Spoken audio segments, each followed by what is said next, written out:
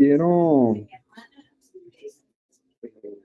quiero iniciar la clase preguntándoles cómo les fue en su examen parcial. Por ahí vi las notas, les fue muy bien. Me da gusto, me da alegría que les esté yendo bien así. Es la idea, ¿no, compañeros? Que ustedes se sientan apoyados. No sé si alguien tuviera ahí alguna duda, ¿verdad? Del examen parcial número 2. ¿Cómo les fue? ¿Lo sintieron bien?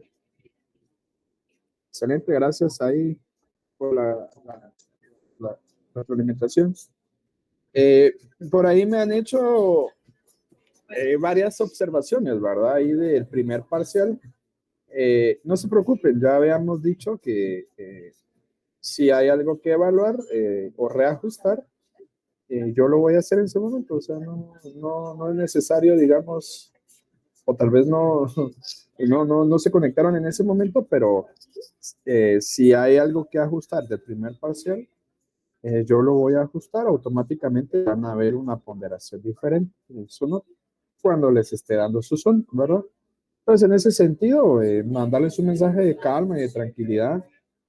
No hay pena. Si se cometió ahí algo que se deba revisar, se revisa. Sí, no pasa nada.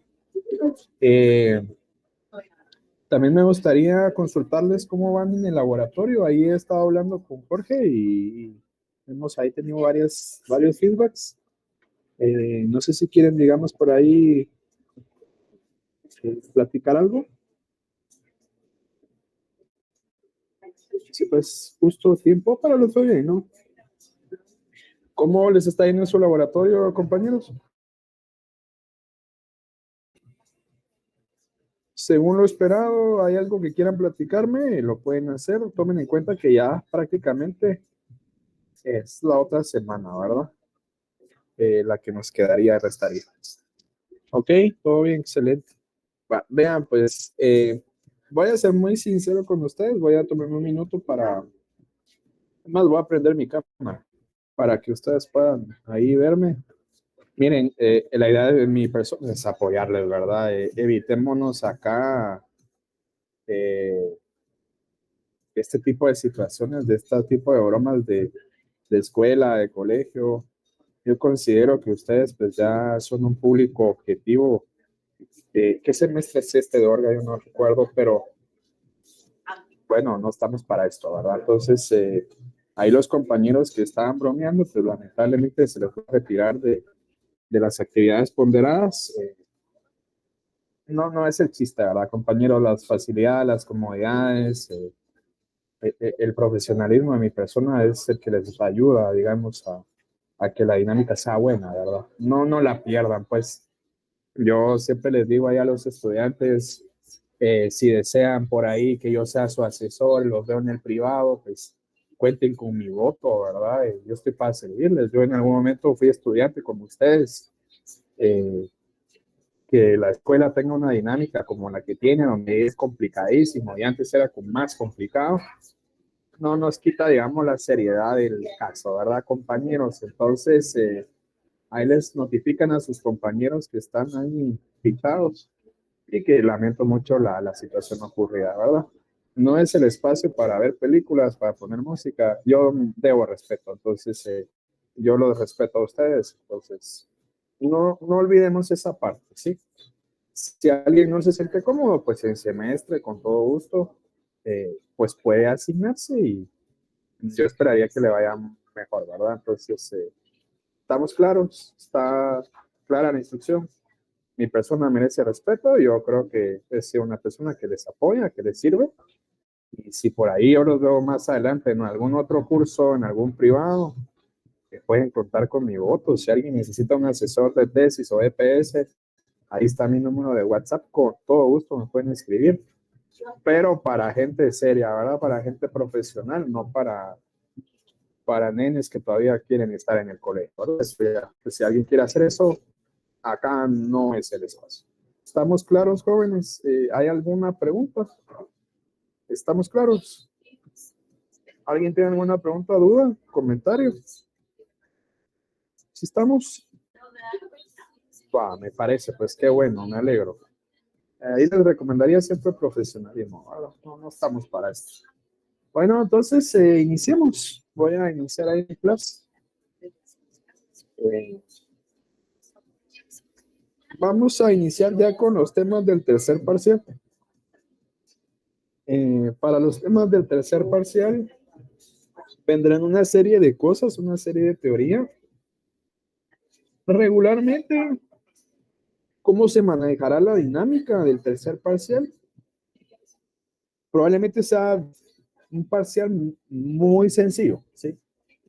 Solo tomen en cuenta que ya se involucran otras cosas. En consecuencia, se les recomienda que siempre por favor pongan atención y cualquier caso, pregunta o duda, eh, pues vayan ahí ustedes, digamos, preguntándome. Para el examen final mezcla un poco de todo, es mucho más práctico, ¿verdad? Es mucho más práctico que teoría.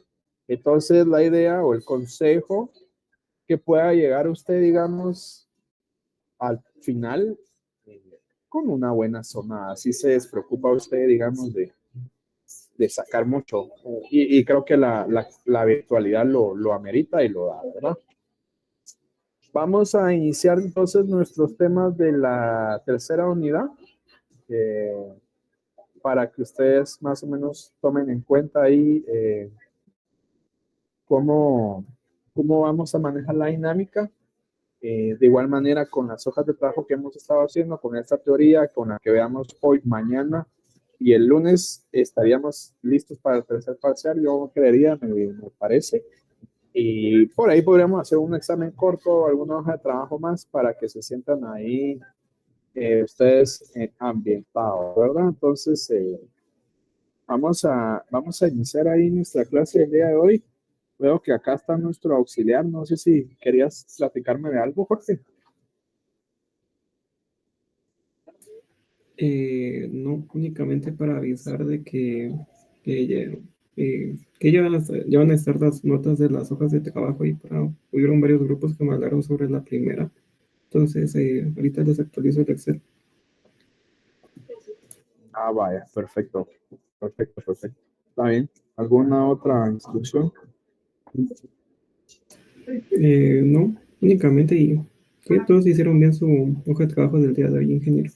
Vaya, pues perfecto ahí, Jorge. Gracias por la retroalimentación. Ahí vamos a estar platicando.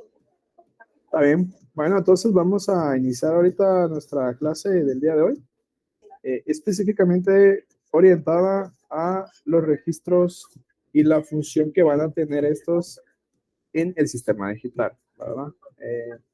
Mucho de lo que se va a platicar ahora lo van a necesitar saber para lo que viene, que es el curso de Arquitecturas 1, donde todo básicamente va con registros, ¿verdad? Incluso el assembler es donde van a estar saltando entre la memoria RAM y todas las banderas necesarias para los registros. Vale la pena, digamos, que ahí ustedes van ahí, digamos, conociendo teóricamente lo que vamos a ir ya platicando. Bueno, vamos a iniciar. Eh, Puntualmente deben de conocer qué es un registro, específicamente en el ámbito donde nos estamos manejando, que es la electrónica digital. Un registro en la electrónica es el dispositivo, el conjunto de dispositivos que se utiliza para almacenar datos temporalmente en un circuito digital. Los registros son elementos esenciales en casi todos los dispositivos digitales, desde microprocesadores y computadoras hasta relojes y radios. Su función principal es retener o almacenar información binaria, bits, y facilitar el procesamiento y la transferencia de datos dentro del sistema. ¿Sí? Los registros básicamente están compuestos típicamente por una serie de flip-flops, cada uno de los cuales puede almacenar un único bit de información. La capacidad de un registro se mide por el número de bits que se puede almacenar. Ya acá todos tenemos el conocimiento que puede ser 8, 16 32 o 64 días, ¿sí? Entonces, si esta teoría ustedes tuvieran que representarla de alguna manera en alguna competencia para su examen parcial, lo ideal sería pegarse a este marco teórico, ¿verdad? Este marco de la teoría donde estamos ahí repasando el registro.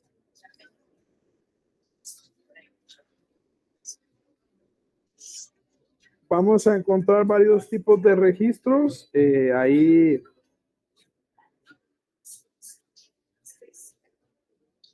idealmente vamos a saber o vamos a aprender cómo los registros se clasifican según su función y la manera en que se gestionan los datos. ¿Qué quiere decir esto? Típicamente van a encontrar aquel que se denomina registro de desplazamiento. Los registros de desplazamiento les van a permitir que los bits se muevan dentro del registro de una posición a otra, generalmente de izquierda a derecha o viceversa. ¿Útil para qué? Para realizar operaciones de multiplicación, división binaria, así como para, por ejemplo, conversiones entre serial y paralelo de datos. Por ahí, digamos, para contarles un poco, ahí cuando yo entré a la universidad, en aquel tiempo, ¿verdad, compañeros? Ya casi 10 años, creo, ya casi. El proyecto de Orga, el último, para ser exactos, buscaba esta práctica, ¿no? La conversión serie paralelo entre datos. Y para ello, pues, ¿qué se hacía? ¿O cuál era lo que se buscaba, digamos, ahí que nosotros aprendiéramos como estudiantes? Antes, las computadoras de antes tenían un puerto. No sé si ustedes alcanzaron a conocerlo, yo creería que ya no es mucho de esta era, pero era el puerto de 32 pines. ¿Alguien lo escuchó? ¿Alguien lo vio? Puntualmente para las computadoras de antes, ¿va, compañeros? ¿Alguien sabe, escuchó este puerto? ¿Saben qué vale? Por ahí lo habrán escuchado, lo vieron, por ahí alguien tuvo su café internet y lo administró, no sé. Bueno, no creo que ustedes saben conocer los cafés internet, pues, pero existían. ¿Saben cuál es este puerto?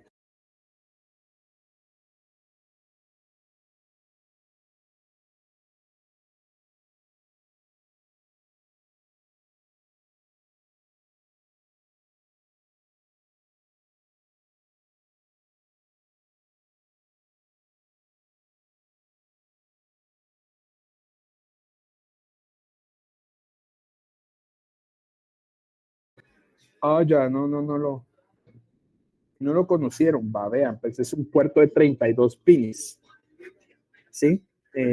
Básicamente era un puerto de las computadoras de antes, las primeras que tenían un puerto, y este era un puerto paralelo, ¿verdad? Que tenía comunicación paralela entre la computadora y algún periférico, ¿verdad? Y idealmente lo que se conectaba era una impresora, ¿sí? Eso quiere decir que las primeras impresoras no eran USB, ¿verdad? Sino que se conectaban por un puerto de 32 pines y toda la comunicación entre registros era paralela, ¿verdad? Entonces, en la práctica de Orga, lo que se tenía que hacer, por ejemplo, era agarrar uno de los 32 pines de ese puerto y comunicarse paralelamente, por ejemplo, a una matriz. Podría haber sido de LED, ¿verdad? Lógicamente, sí, un microprocesador, va todo en serie paralela con chips y algún circuito digital combinacional o secuencia. Esa era la práctica, ese era uno de los proyectos finales. La primera parte, porque había más. Entonces, esa era la comunicación paralela de ese momento. Hoy, por ejemplo, las impresoras, bueno, por ejemplo, mi computadora no tiene puertos ya de impresora, solo son C.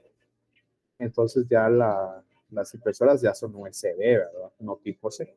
Entonces, así es como ha ido evolucionando la tecnología, ¿sí?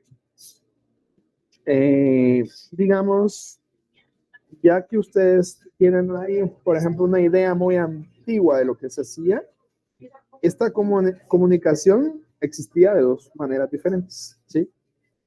Serie a serie, donde los datos entran y salen en forma serial. Les voy a explicar bien cómo es que funciona esto. Vamos a simular por ahí algo para que lo puedan ir aprendiendo. Serie a paralelo, donde los datos entran en serie y se extraen en paralelo o viceversa, ¿verdad? No necesariamente entran y salen de la misma manera.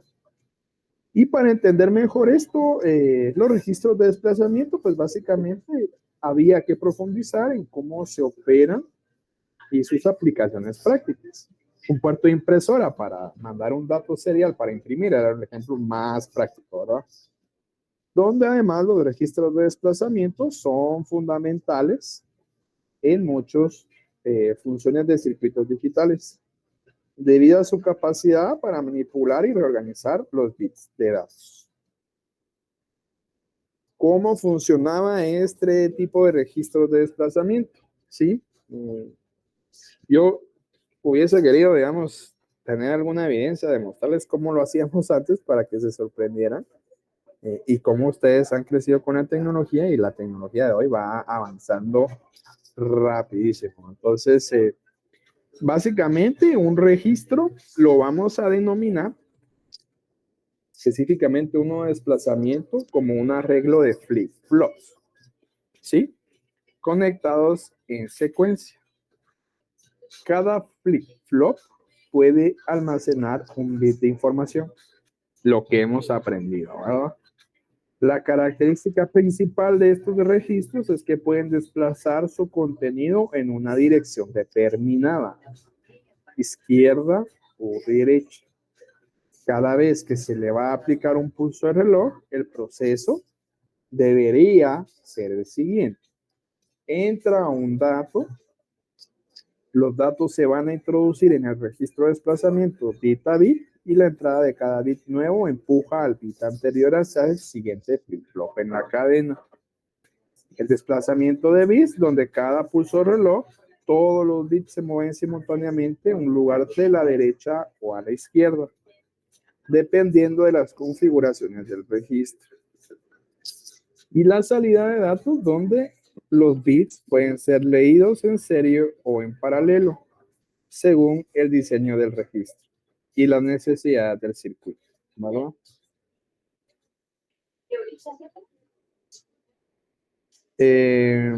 Sigamos avanzando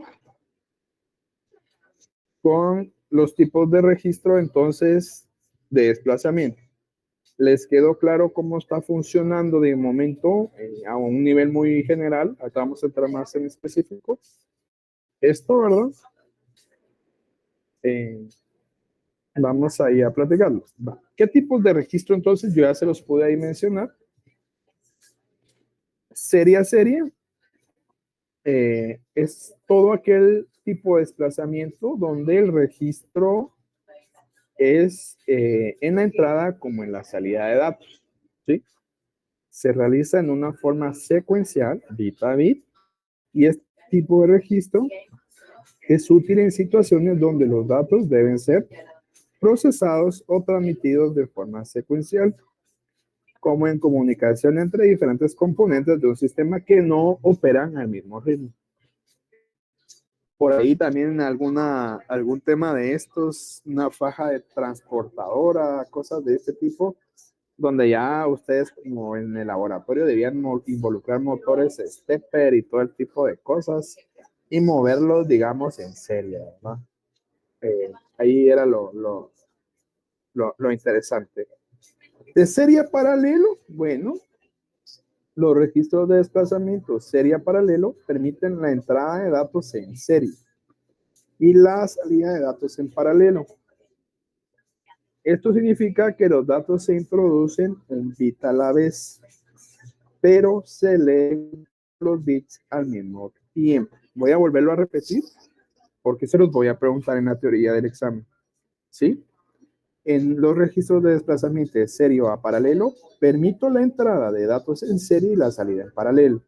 Esto significará que los datos se introducen un bit a la vez, pero se leen todos los bits al mismo tiempo.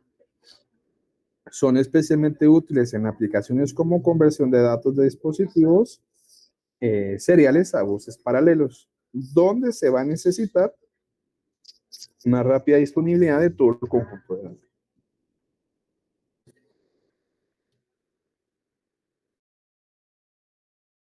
Esa sería, digamos, básicamente la diferencia entre uno y otro. Seguro, en el examen van a tener que describir cada uno de ellos, ¿sí? O les va a venir alguna pregunta donde tendrán ustedes que, digamos, escribir o por ahí reflexionar sobre la diferencia entre uno y otro, ¿no? Va.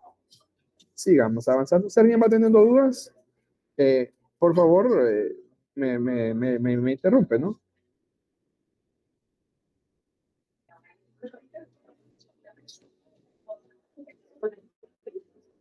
¿Ok?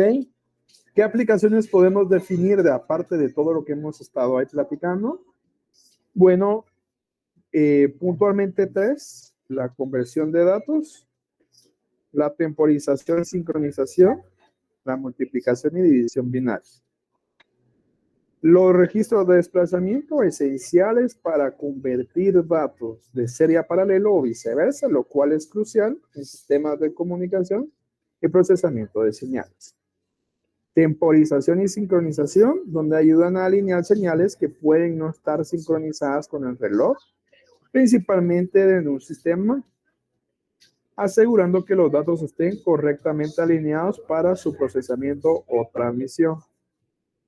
Y la multiplicación y división binaria, al desplazar los bits a la izquierda o derecha, se puede realizar una multiplicación por 2 o una división por 2 respectivamente, lo cual, digamos, es una operación básica en muchos algoritmos de procesamiento digital. Entonces, hay más, ahorita las vamos a ir identificando, pero para que las podamos ir mencionando, pues básicamente estas puntualmente. Concluyendo que los registros de desplazamiento son, por tanto, componentes vitales en el diseño de circuitos electrónicos y sistemas digitales, ofreciendo flexibilidad en el manejo de datos y contribuyendo significativamente a la eficiencia y efectividad del procesamiento digital.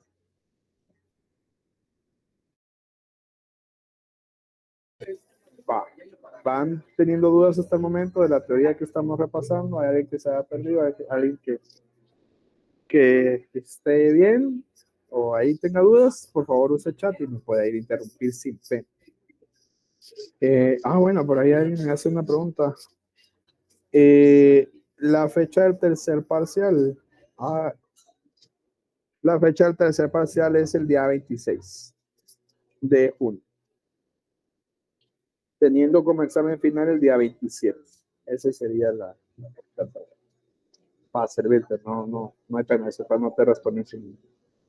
Bueno, los registros del contador son utilizados para contar pulsos de reloj o eventos específicos dentro de un circuito. Pueden configurarse para contar hacia arriba o hacia abajo y son esenciales en aplicaciones como temporizadores, generadores de frecuencia y medidores de eventos. Los registros de contador desempeñan un papel crucial en el diseño de circuitos digitales, especialmente cuando se requiere medir o controlar la cantidad de eventos o ciclos que ocurren durante un periodo determinado. Y vamos a ir explorando cómo se detalla el funcionamiento y la aplicación específica que éste pudiese tener puntualmente, ¿verdad? Entonces, ¿cómo funcionan los registros de contador? Como lo venimos definiendo, formado por flip-flop, configurados de tal manera que puedan incrementar o decrementar su valor binario almacenado con cada pulso de reloj que se va a recibir. Este tipo de registro utiliza una lógica de conteo que puede ser diseñada para contar en secuencias ascendentes de 0 arriba o descendentes de un valor máximo 0, ¿verdad?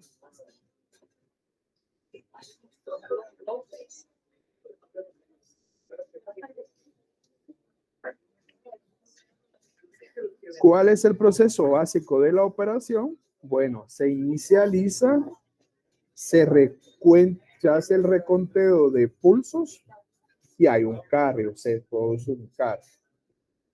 Si estamos iniciando el proceso, antes de comenzar a contar, el contador se establece en un valor inicial específico, que puede ser 0 o cualquier otro valor predefinido. Recuento de pulsos hace referencia a que cada vez que el contador recibe un pulso de reloj, cambia su estado. En un contador ascendente, este cambio implica incrementar el valor almacenado en el contador. En un contador descendente significa decrementar el valor. Cuando ocurre un desbordamiento o, bueno dicho, el carry, el contador alcanza su valor máximo en modo ascendente o mínimo en modo descendente. Y se va recibiendo un pulso adicional, pues puede desbordarse, ¿verdad? Lo que a menudo resulta en que el contador vuelva a su valor inicial y en algunos diseños se envía una señal de carry out, ¿verdad? O de carry, como lo hemos ido mencionando en este curso. Tipos de registros de contadores, por ejemplo, entonces, bueno, contadores binarios, donde pues los contadores binarios son los más comunes y simplemente cuentan en binario puro, ¿verdad? Por ejemplo, un contador binario de 4 bits que cuenta de 000 a 111, de 0 a 15 en decimal, como lo hemos venido trabajando o hemos venido aprendiendo en los números decimales. Si queremos, digamos, platicar de un contador dedicado o un BCD, estos contadores siguen la secuencia decimal codificada en binario, BCD, y cuentan de 0 a 9 y luego se van a reiniciar a 0, adecuados para mostrar números en formatos que los humanos se puedan leer fácilmente, como los dígitos de un reloj digital, ¿verdad? Por ahí esta era la práctica en algún momento también del tiempo, creo que era las primeras, donde teníamos que hacer un reloj digital con un contador, pero no con flip-flop, sino que era, creo yo, no me recuerdo, las compuertas más básicas, incluso creo que en ese momento no recuerdo si con transistores, no me recuerdo. Pero básicamente para que se pudiera manipular de esa manera, ¿verdad? Y luego pues viene toda la parte de contadores de anillo y contadores de Johnson, que son variantes especializadas que producen patrones de salidas secuenciales específicos, donde los contadores de anillo tienen un solo bit circulando entre los flip-flop, mientras que los de Johnson generan secuencias de bit que se desplazan y se invierten. Esto los vamos a estar trabajando con ejemplos prácticos y ahorita que terminemos de definir la teoría los vamos a ir a repasar cada uno y también vendrán en su examen parcial número 3, ¿verdad? Va, entonces sigamos avanzando con, por ejemplo, qué aplicaciones prácticas podría yo encontrar en los registros de contadores. En los registros de contador, básicamente voy a poder, digamos, encontrar la temporización y el control, la generación de frecuencia y señales, la medición de eventos. Para la parte de temporización y control, en muchos dispositivos electrónicos, los contadores sirven para medir intervalos de tiempo o generar retardos de tiempo precisos. Por ejemplo, en microprocesadores coordinan la secuencia de ejecución de instrucciones. Para la generación de frecuencia y de señales, los contadores pueden ser usados para generar señales de reloj o frecuencias variables, ¿verdad? Fundamentalmente en telecomunicaciones y en radios. Para la medición de eventos en aplicaciones industriales y de investigación, ahorita les voy a explicar por qué de investigación, los contadores pueden medir la cantidad de eventos que ocurren dentro de un intervalo, como las revoluciones de un motor o las pulsaciones en un sensor. Cuando, por ejemplo, nosotros por ahí, digamos, estamos aprendiendo el Internet of Things, es muy común que puedan haber investigaciones de este tema. De hecho, en su tesis, por ejemplo, si alguien busca hacerlo, podría aplicar este tipo de tecnologías. Y lo que busca es medir cantidad de eventos, ¿sí? pero soportando una medición de eventos en un intervalo de tiempo pequeño, inclusive en microsegundos. Eso quiere decir que esos eventos se van a producir en cada segundo y masivamente. ¿Con qué objetivo? Bueno, con el objetivo de recopilarlos y posteriormente, pues analizarlos, ¿no? Analizarlos e implementarlos en una Big Data, por ejemplo, en una Machine Learning, en una inteligencia artificial, que les logre predecir tendencias, ¿sí? Que logre marcar tendencias. Y en base a eso, pues dar inferencias, predicciones y se ajuste un modelo incluso de inteligencia artificial que les permita, digamos, por ahí tomar decisiones, ¿verdad? Entonces, tan importante es esta parte que les puede ser de mucha utilidad. Entonces, ya para temas de investigación. Conclusiones. Bueno, los registros de un contador con su capacidad para manejar eventos basados en el tiempo y contar secuencias de operaciones son indispensables en la construcción de sistemas digitales complejos y eficientes, ¿verdad? Esos son los registros de contador. Vámonos a platicar de los registros de almacenamiento. ¿Se llama grande? Los registros de almacenamiento se utilizan para guardar datos binarios, ¿sí? Pero se van a utilizar para guardarlos en un periodo prolongado. No se va a realizar ninguna operación de manipulación de bits, como desplazamientos, por ejemplo, sino que su propósito principal es mantener la información segura hasta que se necesite para procesar adicional o para enviar a otro lugar en el sistema, ¿verdad? Ese es el único objetivo. No vamos a desplazar, no vamos a producir un carry, sino que lo vamos a tener almacenado para cuando yo lo desee procesar, pues esté listo y disponga yo de él. Cada tipo de registro pues va a ser crucial para operaciones específicas en sistemas digitales, permitiendo la realización de tareas computacionales y el manejo de datos de manera efectiva y eficiente. Los registros no solo almacenarán información, sino que también jugarán un papel clave en la organización del flujo de datos y del control de operaciones dentro de dispositivos electrónicos y sistemas informáticos. Los registros de almacenamiento, además, son componentes fundamentales en la arquitectura de cualquier sistema digital. Estos registros son esenciales para mantener la estabilidad de los datos dentro de los circuitos, ya que actúan como memoria temporal que sostiene la información mientras se procesa o hasta que sea necesaria para otra operación. Entonces, puede ser que en el examen se les pregunte las diferencias entre un registro contador y uno de almacenamiento. Lo vamos a preguntar de una manera donde la competencia se pueda evaluar verdaderamente, donde lo sepan ustedes definir. ¿Cómo va a funcionar entonces el registro de almacenamiento? Un registro de almacenamiento típicamente consiste en un conjunto de biestables o flip-flops, donde cada flip-flop es capaz de almacenar un bit de información. La información pues, puede ser escrita en el registro en un momento y leída en otro, independientemente de las de entrada y salida del sistema. ¿A qué les suena esto? Un registro de almacenamiento, compañeros. ¿A qué les suena? Dice que, bueno,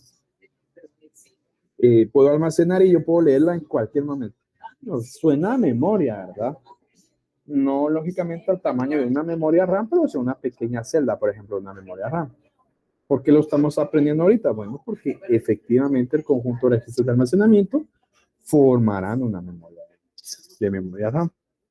Lo que significará la memoria RAM es lo que les dará el marco de la definición de cómo funciona una memoria RAM. ¿Qué quiere decir? Recuerden, digamos, que la memoria RAM, si uno lo traduce del inglés al español, es una memoria de acceso aleatorio. La Random Access Memory. Que lo que hace referencia es que los registros de almacenamiento no guardan información consecutivamente, los alojan en partes dispersas de la memoria. Por eso es de que es importante saber cómo funciona un registro de almacenamiento para posteriormente, cuando ya haya un conjunto de estas, sepamos cómo saltar en cada registro. Lo vamos a aprender. Para eso, llegará la intervención de poder hacer uso de algún lenguaje de programación que nos va a poder simular esto, pero paso a paso. ¿Perdón? Procesos básicos de la operación, entonces, ¿qué significa todo esto? Bueno, los datos son cargados en el registro desde una fuente externa o desde la parte digital, y esto usualmente se realiza mediante una señal de control que activa la carga de datos en el registro. ¿Qué almacenamiento puede ocurrir? Perdón, en el almacenamiento que se produce en el proceso básico de operación puede ocurrir una vez que los datos están en el registro y se van a mantener estables y no cambiarán hasta que se actualice con nuevos datos o hasta que el sistema sea fallado o reiniciado. ¿Cómo voy a acceder a esto o cómo voy a acceder a los datos? Bueno, los datos pueden ser accedidos y leídos cuando se necesite. El acceso es controlado mediante señales de control que permite que los datos sean enviados a otras partes del sistema para su procesamiento o uso. ¿Perdón? ¿Qué registros puedo yo mencionarles y los que vamos a estar platicando para registros de almacenamiento? Bueno, dentro de los sistemas digitales, los registros de almacenamiento van a variar en diseño y propósito. Vamos a catalogarlos en registro general, registro de datos y registro de instrucción. En una CPU, por ejemplo, estos registros se almacenan datos temporales y resultados intermedios utilizados durante el procesamiento de las instrucciones. Para el registro de datos específicos, puede almacenar datos que serán procesados o que han sido resultado de algún proceso computacional. Para el registro de instrucciones, almacenan temporalmente las instrucciones que deban ejecutarse por la CPU. ¿Y qué aplicaciones podemos hacer uso de estos registros? Bueno, podemos procesar datos donde, al yo tener el dato almacenado en el registro, puedo procesarlo, digamos, en computadoras, donde voy a ir manteniendo la información necesaria para la ejecución de ciertos programas y algoritmos. Puedo tener buffers de entrada y de salida que actuarán como buffers al recibir o enviar datos de dispositivos periféricos, asegurando que el flujo de datos sea gestionado correctamente sin perder algún tipo de información, ¿verdad? Y además, para el almacenamiento de estado, específicamente para una máquina de estados o en un sistema embebido, estos registros pueden ser utilizados para guardar el estado actual de un sistema, permitiendo que el sistema retome su operación desde el mismo punto en caso de una interrupción, ¿verdad? Conclusiones.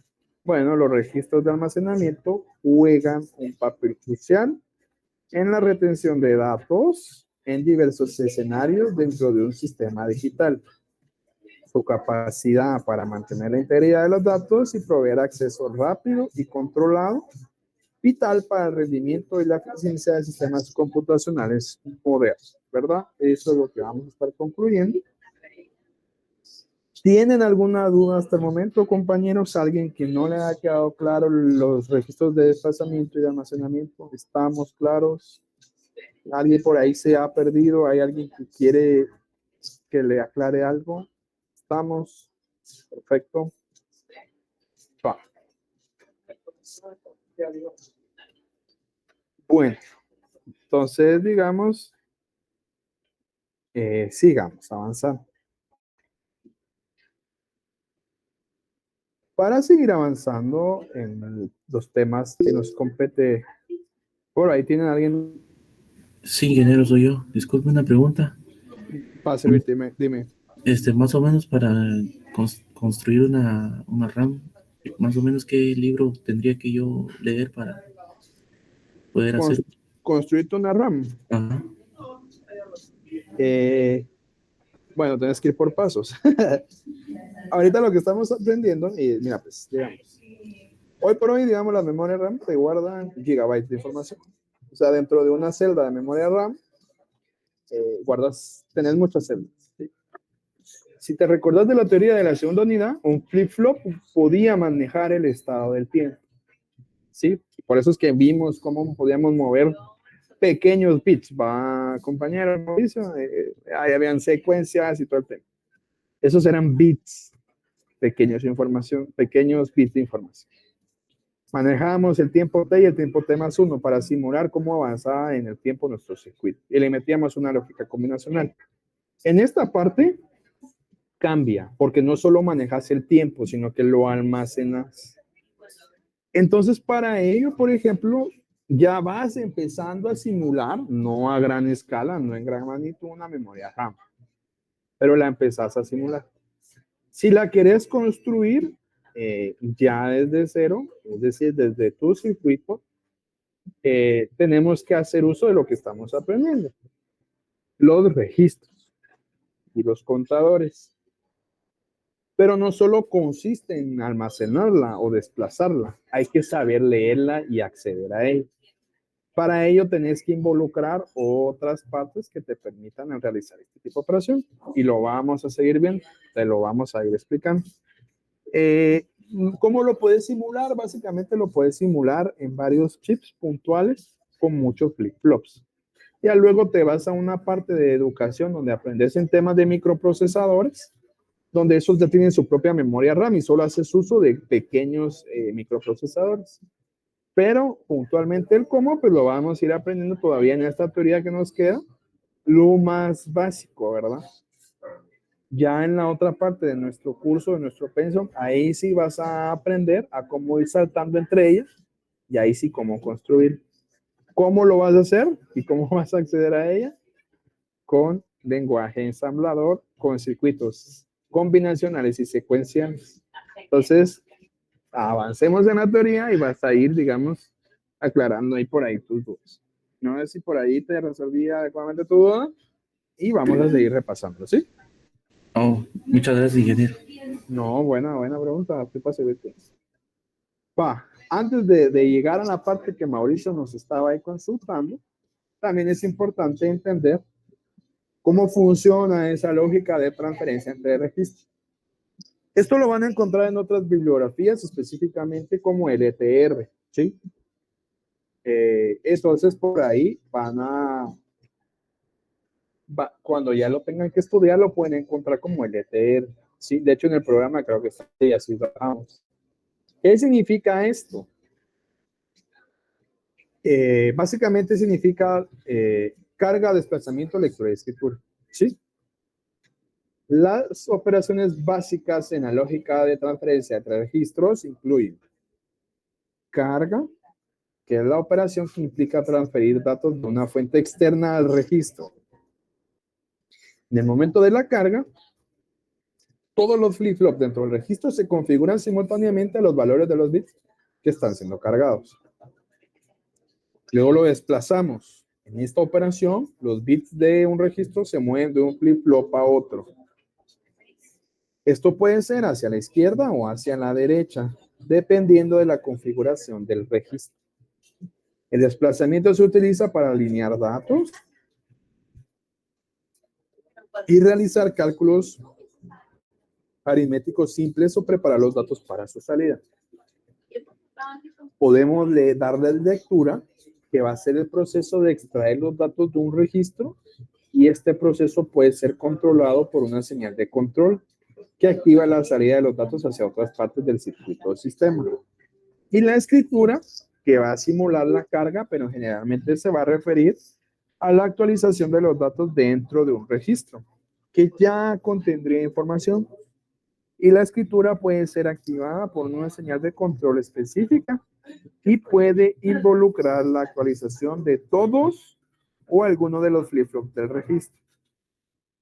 ¿Qué significa esto, compañeros? Por ahí podrían ver cómo significa la lógica y cómo me estoy moviendo en lo de las transferencias de registros. Por ahí hay carga, desplazamiento, lectura y escritura. Bueno, estoy simulando manejar por ahí una memoria RAM, ¿no? Básicamente es lo que estamos buscando definir. Es la parte que me hacía la pregunta a su compañero. Sigamos avanzando. Y acá pues hay métodos de transferencia, específicamente de serie a serie, serie paralelo, paralelo a serie y paralelo paralelo. ¿Sí? Los métodos de transferencia entre registros son esenciales para la comunicación y el procesamiento eficiente de datos dentro de los sistemas digitales. Serie a serie hace referencia a que la transferencia serie a serie va a ocurrir cuando los datos se mueven de un registro a otro o de manera secuencial. Un bit a la vez. Este método útil cuando los registros están en diferentes partes del sistema y conectados a través de un solo canal de comunicación. Serie a paralelo, en esta transferencia los datos se ingresan en el registro de manera secuencial, pero se leen de manera paralela. Esto útil para poder convertir datos que llegan en un formato serial a dispositivos de redes externas a un formato que puede ser procesado más rápidamente por circuitos internos. Paralelo a serie, opuesto a lo anterior, los datos se cargan en un registro de manera paralela y se envían secuencialmente, donde este método pues, es importante para la transmisión de datos a través de canales que solo puedan manejar transmisiones seriales. Paralelo a paralelo, bueno, los datos se mueven entre registros donde todos los bits son transferidos simultáneamente. Este método ofrece la transferencia más rápida de datos y es común dentro de un mismo dispositivo o entre componentes que están físicamente cerca y pueden manejar múltiples líneas de datos a la vez. Sigamos. Pues, en conclusión, entonces, estos métodos de transferencia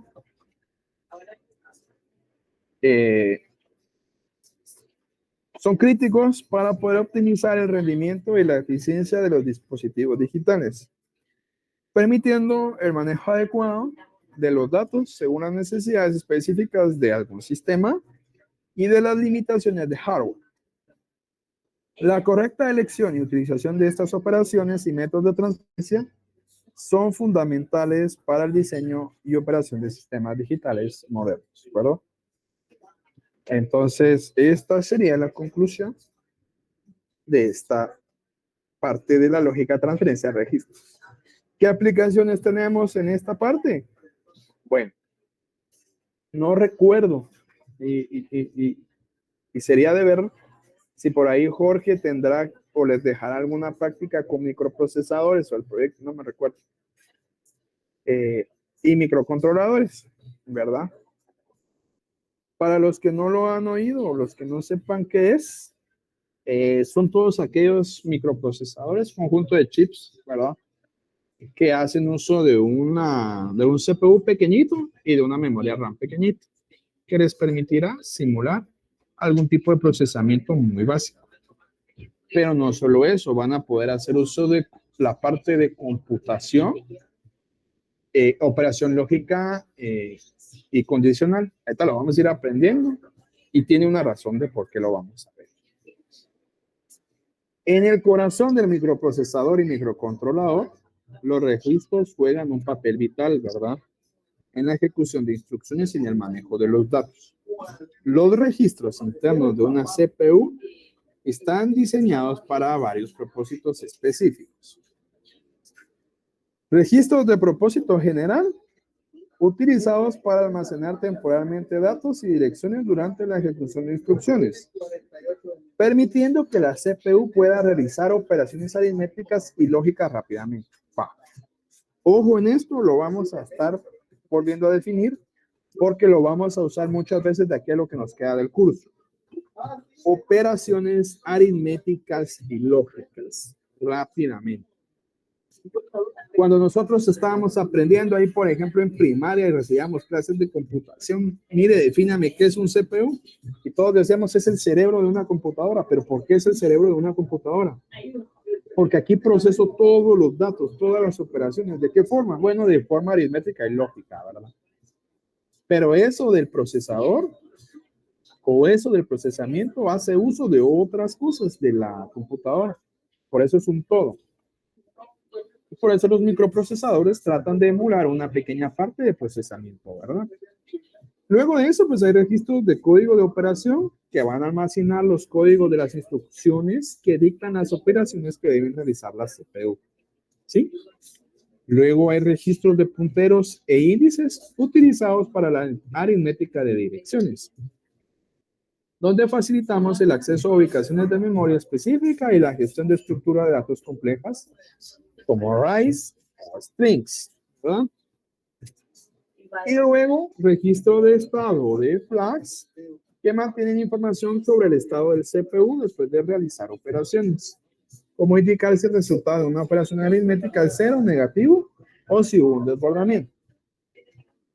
Cuando estemos saltando en la memoria RAM en el lenguaje ensamblador, lo que vamos a usar son las flags, las banderas entre los registros. Ahí es como vamos a ir haciendo operaciones aritméticas, por ejemplo. ¿Sí?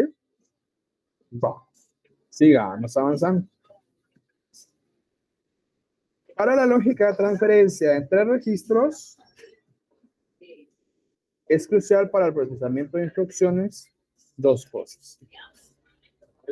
La carga y la escritura, que es toda la parte donde vamos a cargar datos en registros y escribir estropados desde los registros a la memoria o a otro registro. Desplazamiento de bits esenciales para operaciones como multiplicación y división, donde los bits se desplazan a la izquierda o a la derecha dentro de los registros. Va.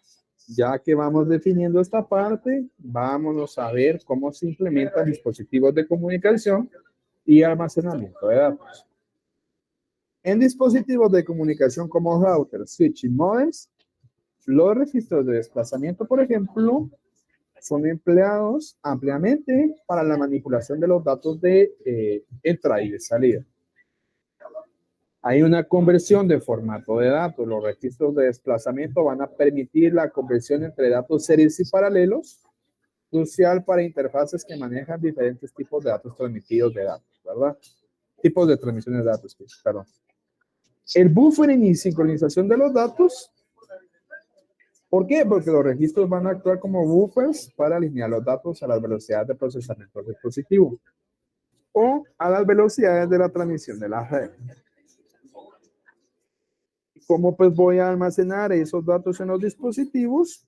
Bueno, en discos duros, en las memorias que hoy comúnmente conocen, donde los registros van a gestionar el flujo de datos entre la unidad de almacenamiento y el procesador. Va. Entonces, si se dan cuenta, estamos manejando acá dos componentes diferentes de un computador. La unidad de almacenamiento y el procesador. Luego hablamos anteriormente de registros que guardan información, que desplazan datos.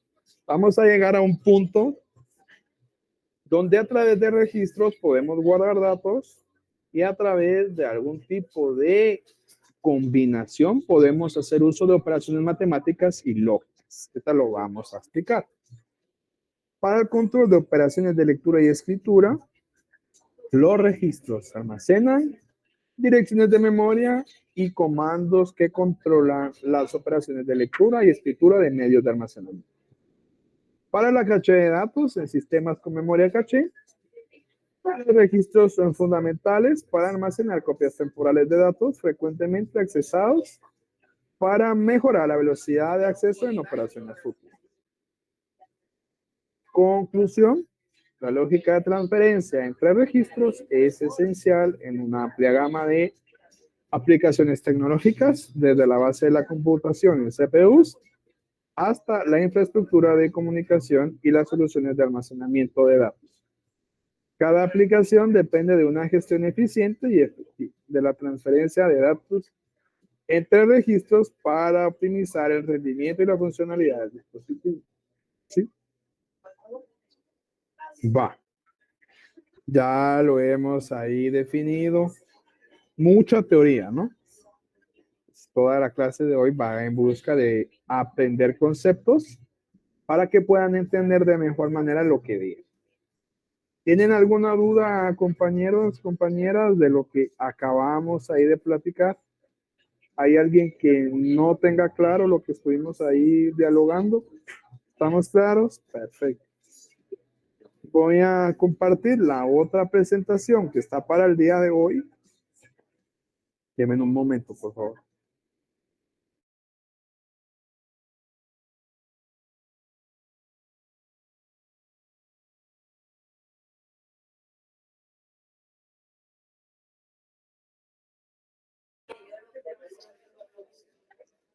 Va.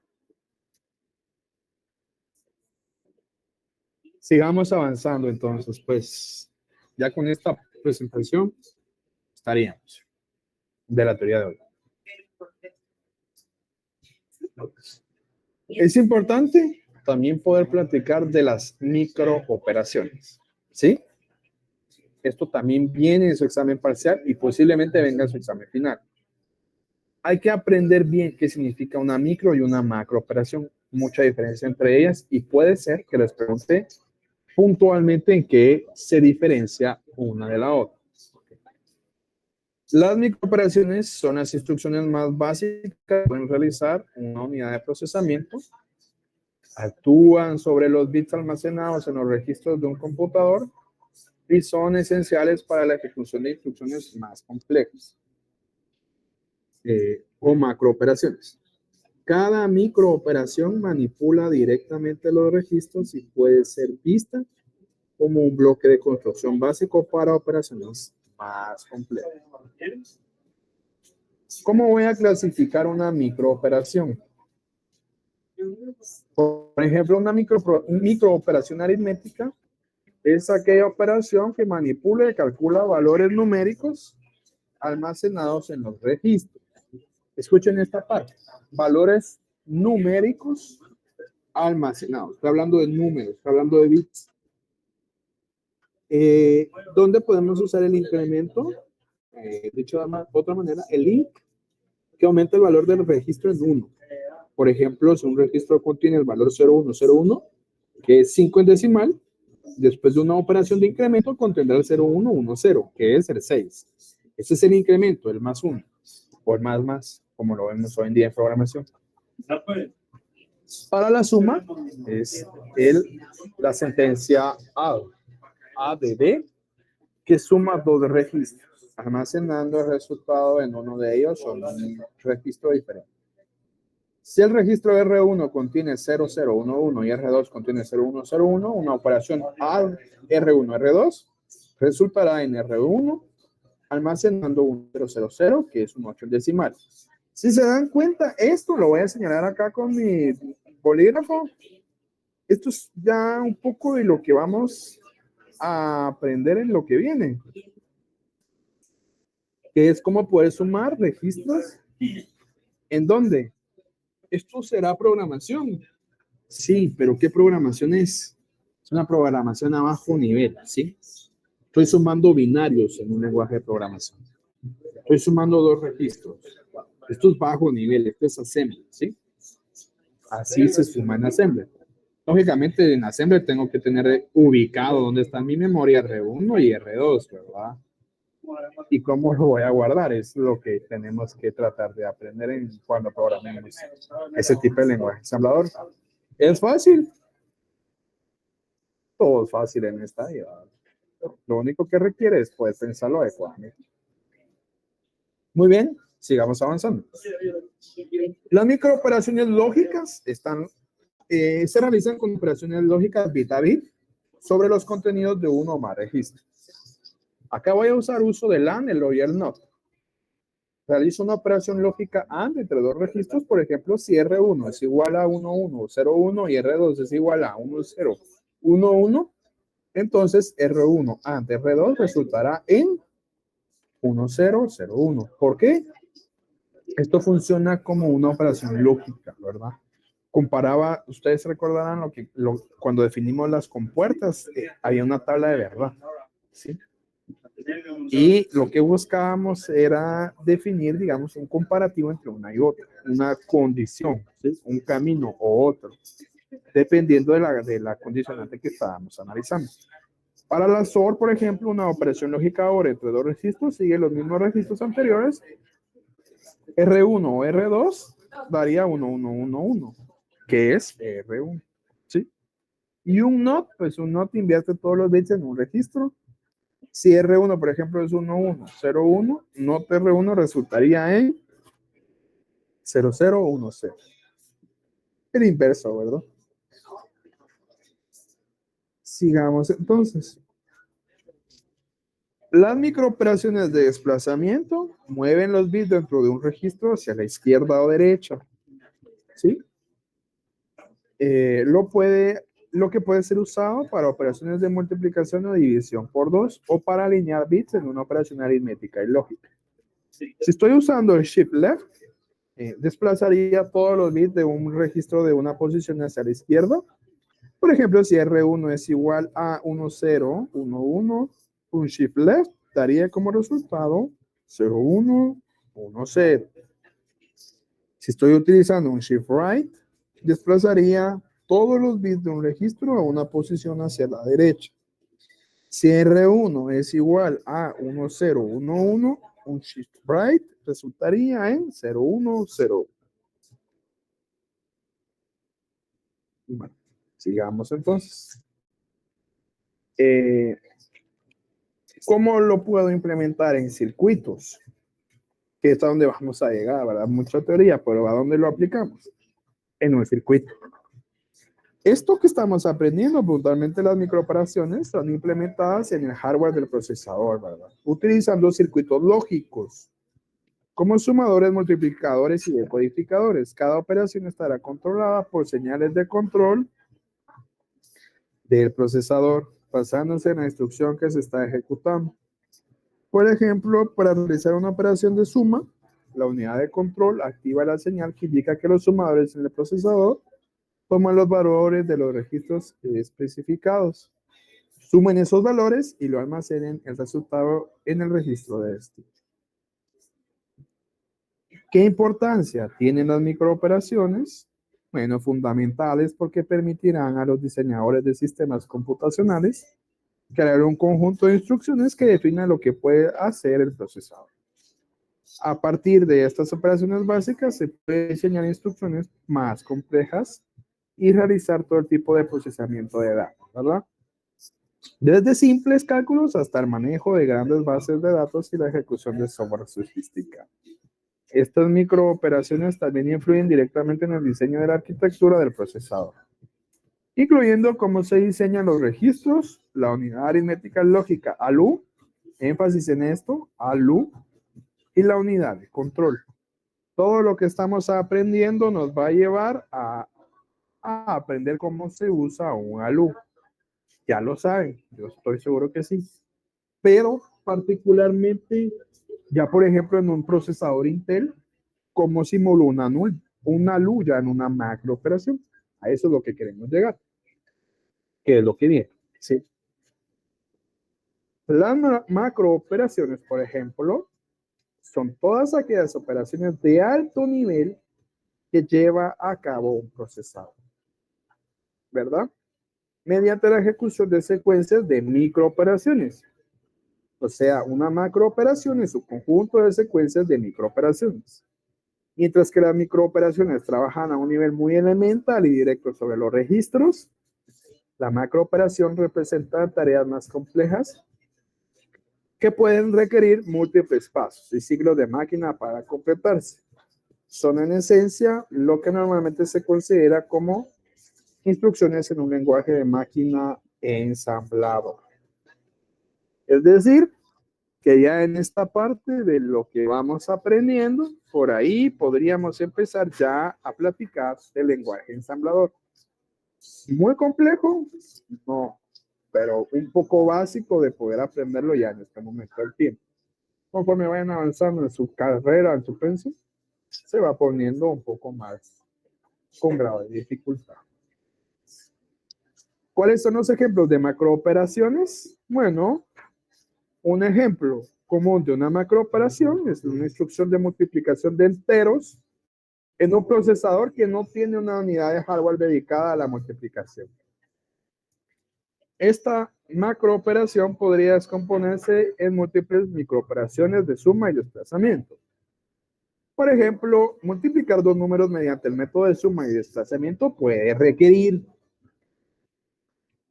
iniciar el conmutador y el acumulador, establecer un registro para guardar la suma acumulada inicialmente en 0 y otra para ir contando la iteración. Verificar el contador, le vamos a comparar el contador con uno de los multiplicadores, sumar condicionalmente, donde si bit actual el multiplicador es 1, sumar el otro multiplicador es sumarlo al acumulador, ¿verdad? Desplazar el multiplicador a la derecha para procesar el siguiente bit. Incrementar el contador y repetir, volver al paso 2 hasta que se haya procesado todos los bits. Eso básicamente es una macrooperación, un conjunto de microoperaciones. ¿Cómo lo puedo implementar? Bueno, las macrooperaciones se implementan en el nivel de software y firmware del procesador. La unidad de control del procesador interpretará una macrooperación como una serie de microoperaciones que deben ejecutarse en una secuencia específica. Este proceso puede involucrar decodificación de instrucciones. El procesador lee y decodifica la instrucción de alto nivel para determinar qué secuencia de microoperación se debe realizar. Ejecución secuencial, donde las microoperaciones se ejecutan en el orden necesario, a menudo modificando los registros internos, el contador de programa y otros componentes del procesador, por ejemplo. Vamos a ir gestionando recursos durante la ejecución de una macrooperación. La unidad de control debe gestionar cuidadosamente los recursos del procesador, como los registros y los buses de datos, para evitar conflictos y asegurar la correcta ejecución. Importancia entonces de estas macrooperaciones. Bueno, cruciales porque permitirán como entender, digamos, que los procesadores realicen tareas complejas sin necesidad de que los programadores escriban cantidad extensa de código de bajo nivel, facilitando que la programación y mejorando la eficiencia del software al permitir que operaciones complejas se realicen con una sola instrucción de alto nivel, ¿no?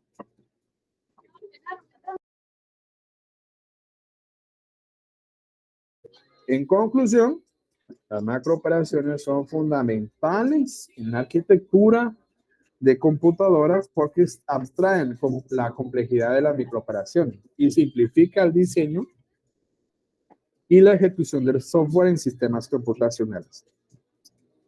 Su diseño e implementación va a requerir un profundo entendimiento de cómo las microoperaciones pueden ser combinadas para formar operaciones más complejas, que realicen, por ejemplo, tareas específicas de manera eficiente, ¿verdad?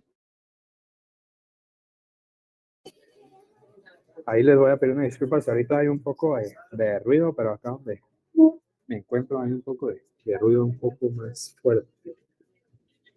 Entre las herramientas que vamos a utilizar en la lógica de transferencia entre registros, pues hay varias herramientas y componentes esenciales para realizar operaciones efectivas de transferencia y manipulación de datos. Estos componentes no solo facilitarán el movimiento de datos entre registros, sino que también contribuyen al diseño general de la unidad de procesamiento y su arquitectura.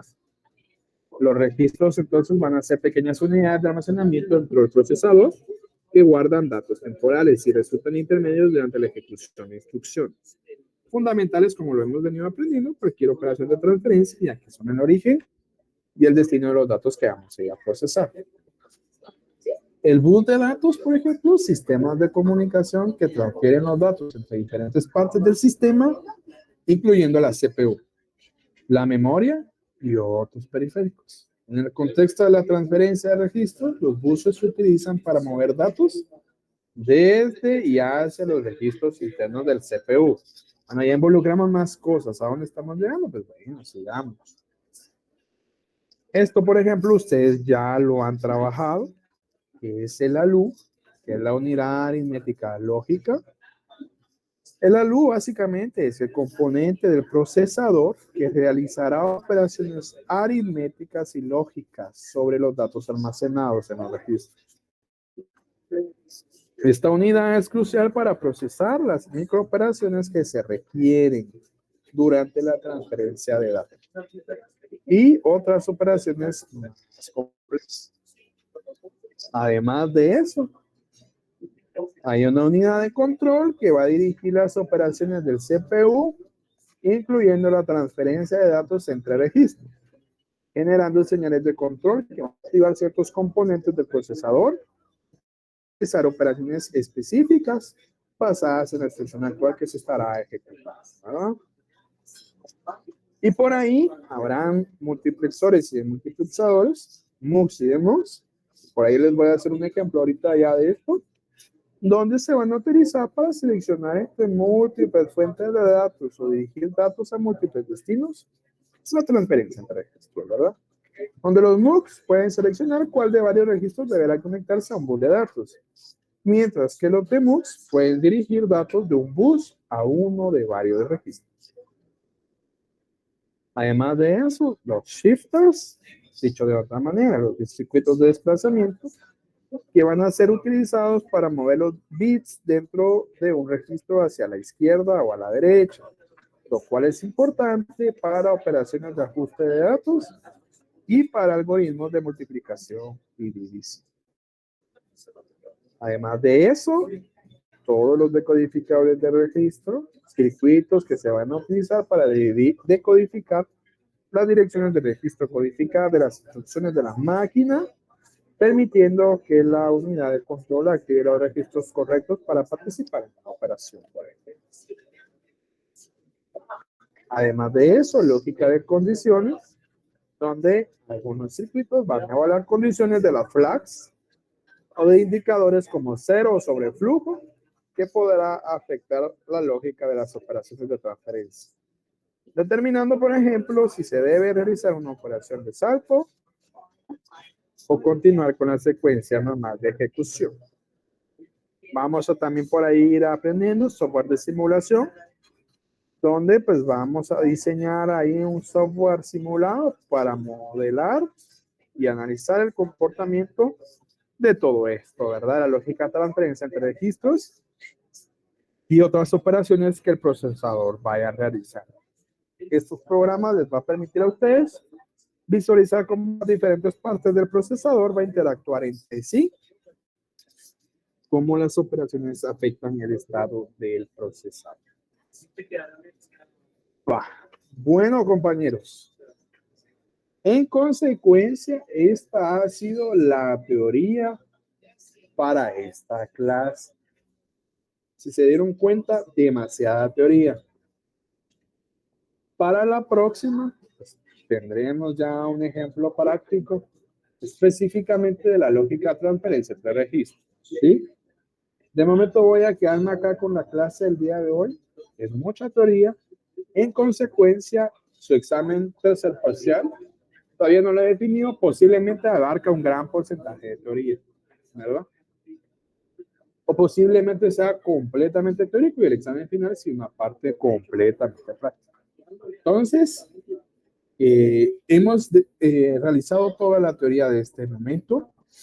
Pregunto, consulto, ¿alguien tuviese alguna duda? ¿Hay alguien que no tenga algo claro? Puede decírmelo, puede indicármelo con todo gusto. Yo estoy para servirles. ¿Hay alguna duda, compañeros? ¿No? Si no hay preguntas, yo les deseo una buena noche. Ya hemos finalizado. Pueden ustedes desconectarse. Los estaré saludando el día de mañana. Cuídense mucho, pues. Saludos.